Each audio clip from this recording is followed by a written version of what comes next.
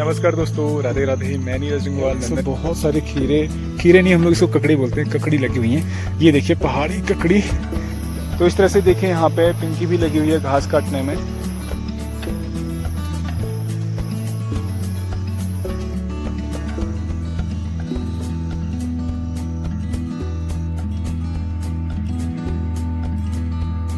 उसकी चोटी में ये आग जलाई गई और वहां से फिर ये कम्युनिकेशन के तौर पर रात सूर्य की जो गति होती है, सूर्य के चलने को संक्रमण कहा जाता है। तो अभी शाम का समय हो चुका है और मम्मी नीचे गोड़ से ये आग जो मसाला इसको जला के ला चुकी है। ऐसे खतड़वे को जलाते हैं और अब इसमें ककड़ी तोड़ी जाएगी। इस तरह से देखिए इसको खतड़वे को, ये इसमें कूदते हुए खीरा, एक बार दिखाना खीरा। तो ये ककड़ी आज का प्रसाद है, इसको सिर्फ हाथ से तोड़ा जाता है, इसमें चाकू का प्रयोग नहीं किया जाता है। नमस्कार दोस्तों, राधे राधे। मैं नीरज जंगवाल नंदन कानन होमस्टे मुक्तेश्वर से आप सभी का हार्दिक स्वागत करता हूं अपने YouTube channel Nandan Kanan homestay में। तो आप सभी को आज खतड़वा पर्व की ढेर सारी शुभकामनाएं। और खतड़वा जो है हमारे उत्तराखंड के विशेष रूप से कुमाऊं रीजन में इसको मनाया जाता है। और कुमाऊं रीजन में इसे बहुत प्राचीन समय से इसको मनाया जाता है और एक पर्व की तरह इसको मनाते हैं। और हालांकि अभी थोड़ा सा इसको कम कर दिया गया है, लेकिन ग्रामीण क्षेत्रों में जो भी अभी गांव हैं वहाँ पे इस पर्व को अभी मनाया जाता है एक परंपरा के तौर पे, क्योंकि ये त्यौहार हमारी संस्कृति से जुड़ा हुआ है, इसलिए इसको अभी भी यहाँ पे सेलिब्रेट किया जाता है। तो खतड़वा जो है ये आपसी भाईचारे का ही इसे कह सकते हैं ये त्यौहार है, क्योंकि हम लोग इसे कभी इस दृष्टि से देखते ही नहीं कि आपसी वैर भावना या फिर द्वेष भावना से इसे कभी नहीं देखते हैं। हम लोग इसे परंपरा के तौर पर पहले से मनाते आ रहे हैं और अभी भी इसको मनाते हैं। तो इस त्यौहार में विशेष रूप से हमारे यहाँ पे अलग अलग कुछ तैयारियां की जाती हैं और वो सारी चीज़ें आज की जाएंगी। तो आज शाम को ये त्यौहार मनाया जाएगा, क्योंकि विशेष रूप से इसको शाम को ही मनाते हैं। और इसमें विशेष रूप से एक आग जलाई जाती है और उसमें आग को कूद करके उसमें ककड़ी तोड़ी जाती है। तो ये बहुत इंटरेस्टिंग लगता है सारा कुछ। तो पूरी त्यौहार को हम सेलिब्रेट करेंगे और साथ ही साथ में पूरी जो कहानी है इसके पीछे क्यों ये शुरू हुआ था और कैसे इसको सेलिब्रेट करते हैं वो सारी मैं आपको बताऊँगा। तो चलिए बने रहिए हमारे साथ में। तो आज का ब्लॉग बहुत ही इंटरेस्टिंग होगा, क्योंकि जो खतड़वा है इसे साथ ही साथ में इसे अश्विन संक्रांति भी कहते हैं और साथ ही साथ कन्या संक्रांति भी इसे बोला जाता है। तो इस तरह से बहुत सारे नामों से इसे जानते हैं। तो क्यों इसको जानते हैं और क्यों इसको मनाते हैं, सारा कुछ मैं आपको बताऊंगा। तो चलिए बने रहिए हमारे साथ में, पूरी वीडियो को एंजॉय कीजिएगा। चलिए शुरू करते हैं आज का ब्लॉग। तो शुरू करते हैं आज के इस ब्लॉग को इस सुंदर नज़ारे के साथ में। आज आप देख सकते हैं बहुत दिनों बाद धूप आई है और हल्की अभी फिर से बादल आ चुके हैं। सुबह से अच्छी खासी धूप थी, अभी फिर से बादल आ चुके हैं। और 2 दिन पहले बहुत भयंकर बारिश हुई है और वो बारिश ना बहुत डरावनी थी, बहुत खतरनाक थी। तो ये नज़ारा है आज का, कितना सुंदर लग रहा है, क्योंकि बारिश ने सारी यहाँ की जो धूल थी वो सब धो डाली है। और साथ ही साथ में आजकल के जिन दिन होते हैं ना, ये सारे रहते हैं घास सुखाने के। तो हमने ये देख सकते हैं घास सुखाने के लिए यहाँ पे रखी हुई है। तो लोग जो नहीं जानते इस चीज़ को, घास का महत्व क्या है, तो लोग सोचते होंगे यार ये क्यों कूड़ा यहाँ पर रखा है, लेकिन ये कूड़ा नहीं है, ये हमारे लिए सोने से भी महंगी होती है। क्योंकि जितना भी हमारे पहाड़ों में गोपालन करते हैं, गोपालन इसलिए करते हैं क्योंकि कृषि सारी गोपालन पर निर्भर करती है, तो उनके लिए तो ये सोने के समान है। तो हम लोग इसको सोने के समान ही मानते हैं, इसलिए इसको आप देख सकते हैं कितना केयर से इसको रखा जाता है। तो मैं भी जा रहा हूँ खेतों से कुछ घास लेके आऊँगा और उसके बाद पानी भी भरना है और फिर शाम को त्यौहार है तो उसकी तैयारी भी करनी है। तो आप बने रहिएगा, बहुत इंटरेस्टिंग हुआ ये ब्लॉग। पूरी चीज़ें पूरी डिटेल में आपको मैं बताऊँगा कि कैसे शुरुआत हुई थी और क्यों इसको मनाते हैं और कैसे मनाते हैं।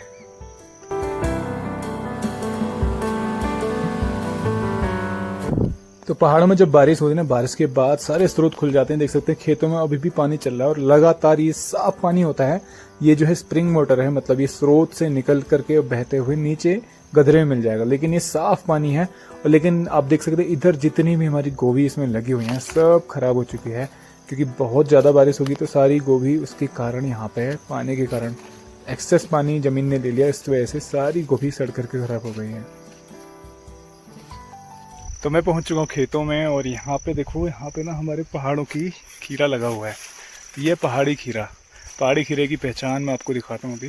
तो ये जो पहाड़ी खीरा होता है ना 100% ऑर्गेनिक और नेचुरल है, क्योंकि ये देखिए सेव का पेड़ है और सेव के पेड़ की जड़ में इसका पौधा लगा था सेव का, ककड़ी का। और उसके बाद इसमें ये पूरी बेल चली गई और अब इसमें ये सारे हो रहे हैं। एक बार आपको बैक कैमरे से दिखाता हूँ। पूरी बेल है, इसमें बहुत सारे खीरे नहीं, हम लोग इसको ककड़ी बोलते हैं, ककड़ी लगी हुई हैं।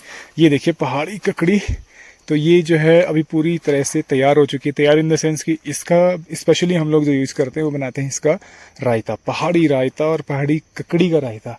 बहुत लाजवाब होता है। और पहाड़ी ककड़ी की पहचान देखिए, ये काले काले इसमें जो निशान दिख रहे हैं कांटे से। और दूसरा इसका साइज़ बहुत बड़ा जम्बो साइज होता है।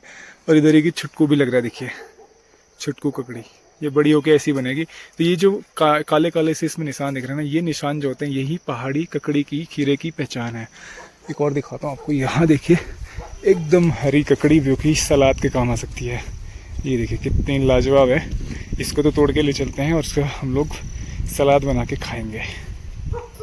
तो इस तरह से देखें यहाँ पे पिंकी भी लगी हुई है घास काटने में। तो सभी लोग मिल करके, क्योंकि इस टाइम घास का रहता है तो सभी लोग मिल करके घास काटते हैं। और धूप चाहिए होती है इसको सुखाने के लिए। तो जब तक धूप नहीं मिलेगी तो फिर ये घास खराब हो जाती है, सड़ जाती है पानी से।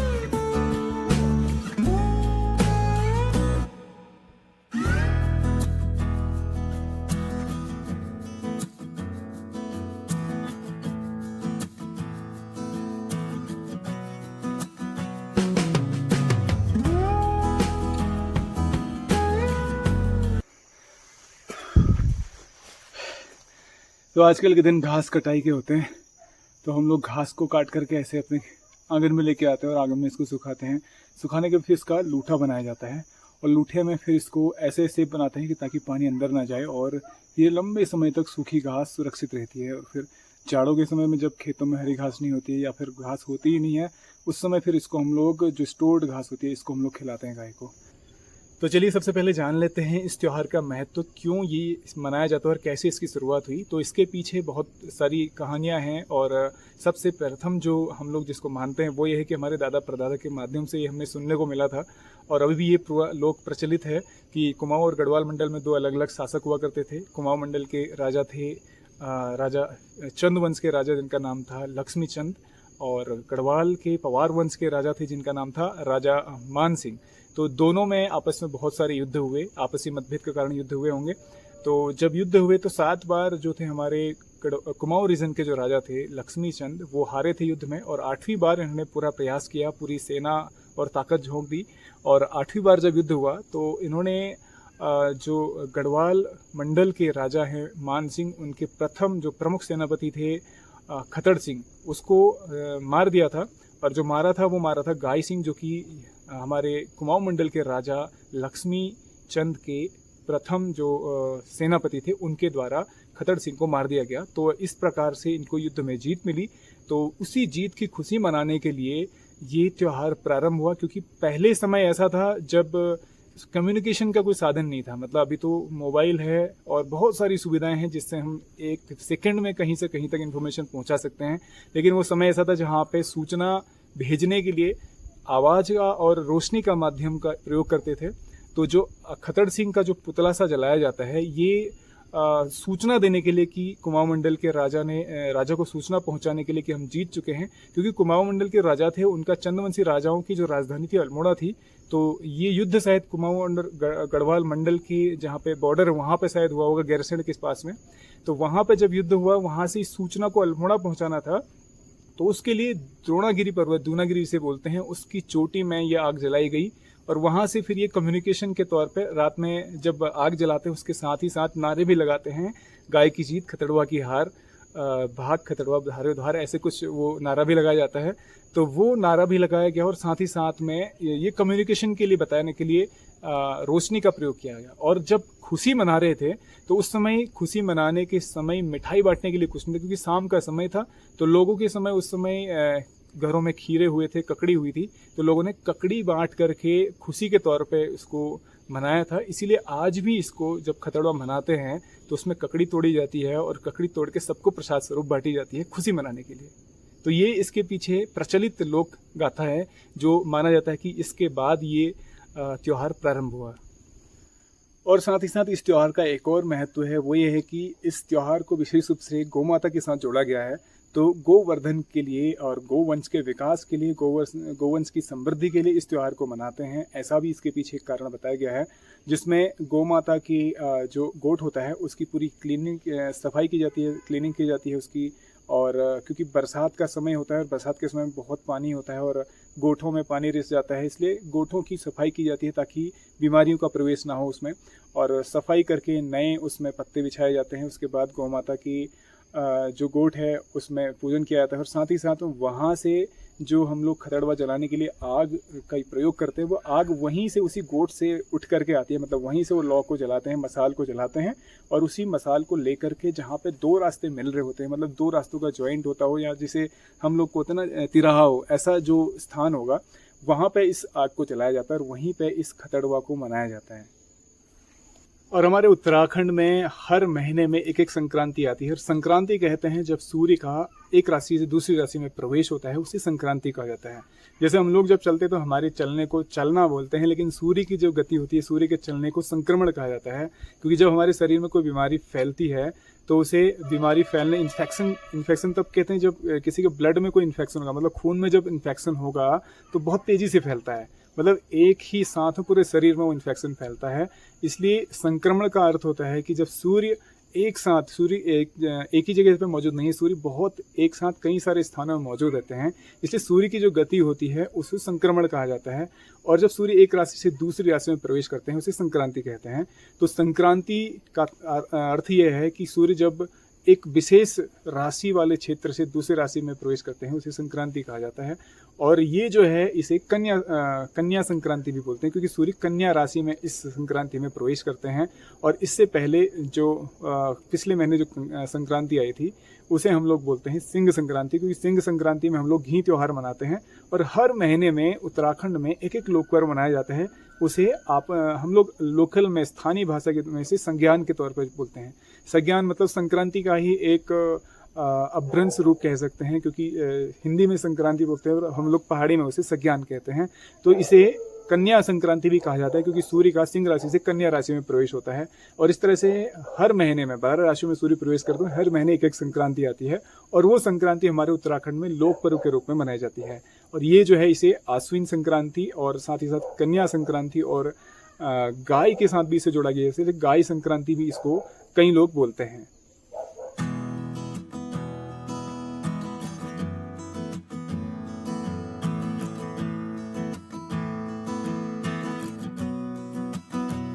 तो होते होते शाम हो गई और आज की शाम विशेष है, क्योंकि आज हमारा विशेष पर्व खतड़वा मनाया जा रहा है। तो उसकी सारी तैयारियां चल चुकी हैं। और ये स्थान है जहाँ पे दो रास्ते मिलते हैं, एक ये रास्ता गया और एक वो रास्ता सीधे चल रहा है। तो यहीं पे हमने पीछे ये जो है पिरोल रखा हुआ है और इसमें विशेष रूप से इसमें पिरोल को जलाया जाता है। तो पिरोल यहाँ पे रखा हुआ है, मैं एक बार आपको दिखाता हूँ।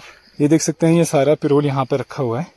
विशेष रूप से इसमें जो चीड़ की निडल्स होती हैं, चीड़ की जिसे पत्ती कह सकते हैं, वो रखी जाती हैं और इन्हीं को जलाया जाता है। तो इनमें जब आग लगाई जाएगी उसके बाद सारे लोग यहाँ पे हर्षोल्लास से नारे से लगाते हैं, भाग खतड़वा धारे उधार, गाय की जीत खतड़वा की हार, इस तरह से नारे लगाते हैं। और इसमें जब आग लगती है उसी आग में जंप करते हुए एक खीरे को अपने घुटने के बल से तोड़ते हैं। तो ये अनोखी परंपरा है यहाँ की।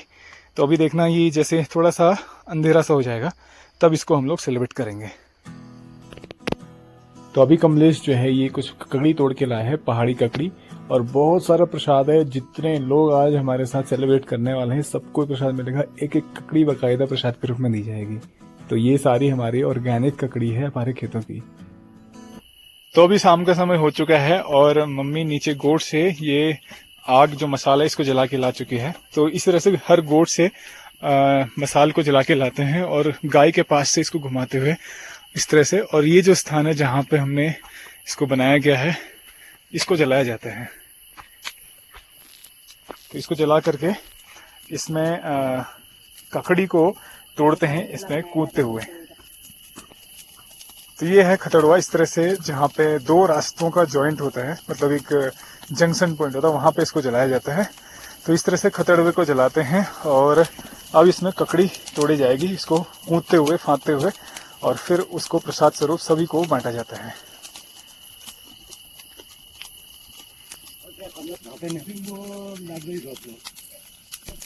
तो ये देख सकते हैं यहाँ पे खतड़वे को इस तरह से जलाया जा रहा है। तो ये सूचना के प्रतीक के रूप में इसको जलाते थे कि हर जगह सूचना मिल जाए, इसलिए धारों में इसको जलाते थे।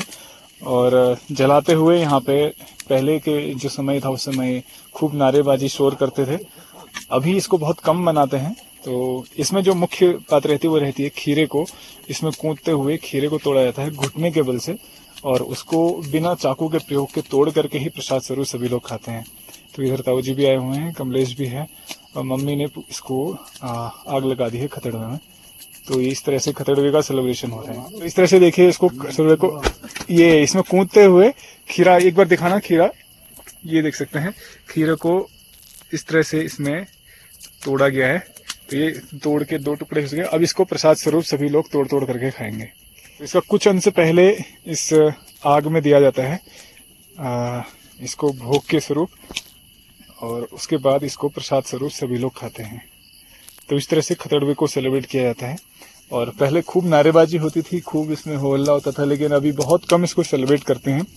तो ये जस्ट एक प्रतीक के स्वरूप में रह गया है अभी, बाकी इसको ज़्यादा सेलिब्रेट नहीं करते हैं। और जो आग यहाँ पे जली थी इसको पूरा जला करके ही यहाँ से वापस घर की तरफ सब लोग जाते हैं, इसको ऐसे छोड़ा नहीं जाता है।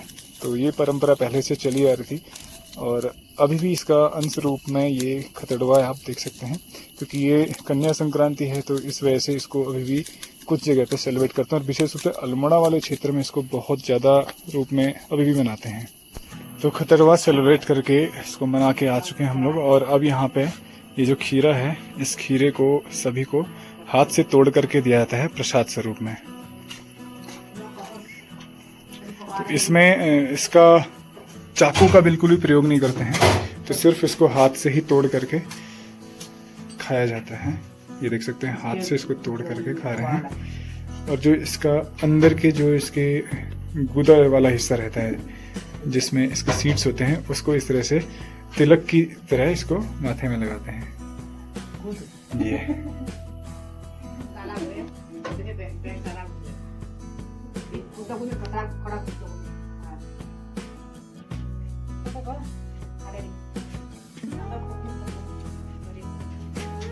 तो ये आज का प्रसाद है। मम्मी इसको हाथ से तोड़ करके सभी को डिस्ट्रीब्यूट कर रही है आज के प्रसाद के रूप में।